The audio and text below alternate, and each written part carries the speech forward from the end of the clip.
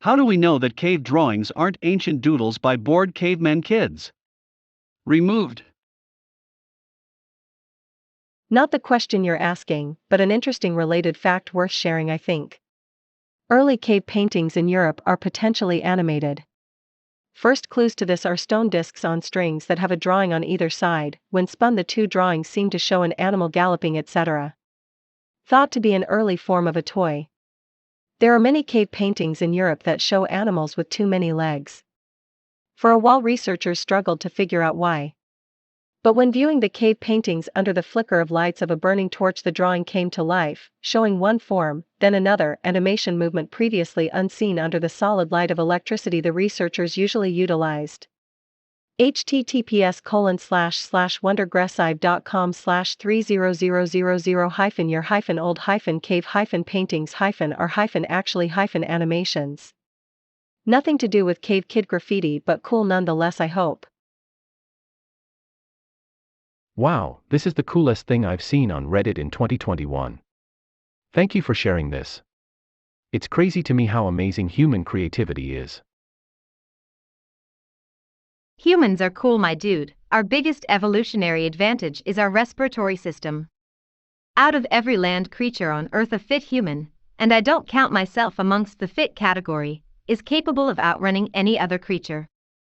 We're not the fastest by far, but humans outran all land-based animals in distance. Perfect for running down prey. Chase them until they collapse. You don't have to be faster, you just need more stamina.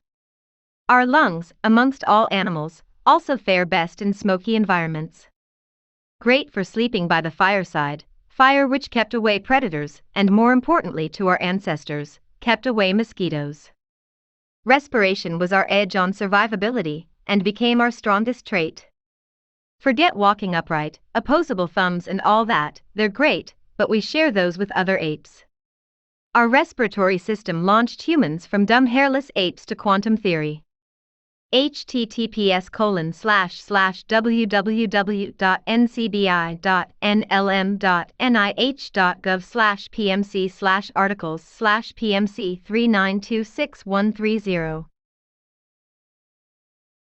Wait, so you're saying at the end of the day we can outrun a horse?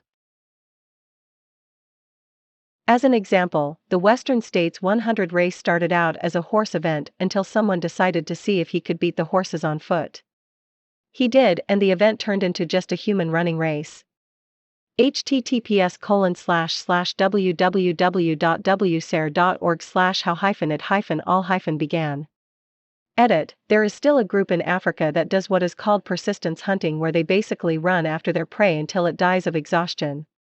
Part of it is lung capacity, but a lot of it is heat dissipation. Most animals run until they are overheated, then they have to stop. If they don't, they die. Humans can constantly dissipate heat through sweat, so their overheating is not an issue for us. There is still a lot of skill involved with this type of hunting, but it is actually more effective than other forms of hunting. There's also a group of people in Mexico who are actually the best long-distance runners in the world, far better than East Africans and Paula Radcliffe. The reason you never seen them competing in the Olympics or marathons is because a marathon distance is too short for them. In that distance they will just be starting to get into their stride. https://en.m.wikipedia.org/wiki/rar%c3%sign A1 Murray.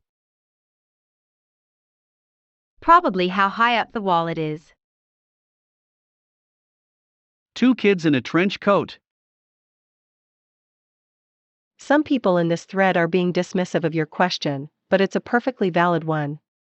One of the memes about archaeology/anthropology is that people often attribute very high concepts on ancient artifacts when in fact it's possible that they have far more mundane explanations. Ancient Venus figurine, a symbol of reverence for the Earth Mother goddess of an ancient lost matriarchal society now subsumed by newer ideas and peoples. Or handed around by the men of the tribe for when they needed some, inspirational material for those lonely nights. It's obviously a bit base to suggest the latter, but we really don't know. In the case of cave drawings, we can only guess based on the amount of effort it took to make them and the quality of the drawings.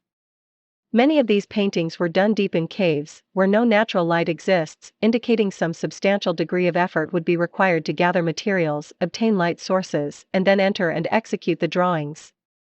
Further, many of these paintings are quite sophisticated, suggesting a person with skill who would have practiced a fair bit. But not all are, some are fairly basic.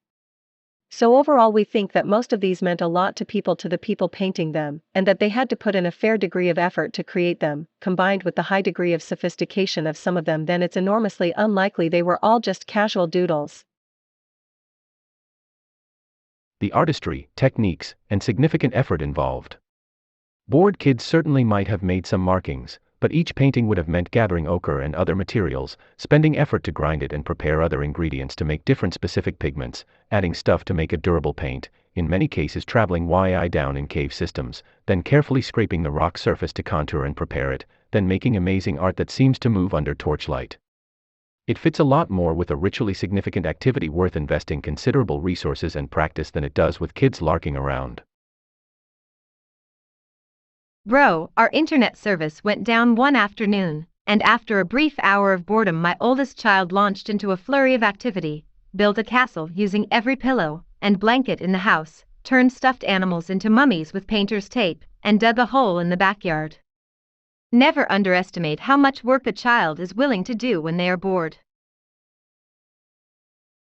The fact it doesn't have that weird looking thing we all made in middle school.